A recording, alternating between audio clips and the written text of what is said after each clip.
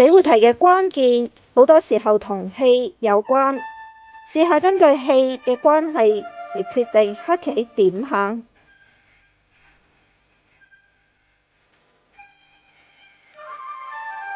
有人覺得一係手筋，不過只係喺 A 位緊氣嘅時候先至有用咯。喺本題嘅場合，白二尖頂，白棋簡單咁就生咗啦。黑一三食白一子，明顯唔掂。白四立落嚟，白棋又活咗。黑喺一位班打都係手筋，但呢個場合白有辦法應對，係殺佢唔到嘅。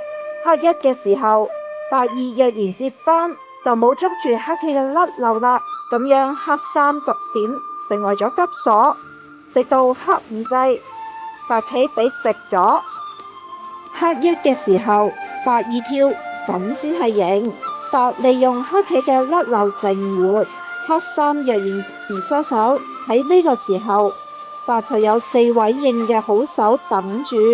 黑五即使食咗一子，白六八擠打，黑接不歸，白棋活咗。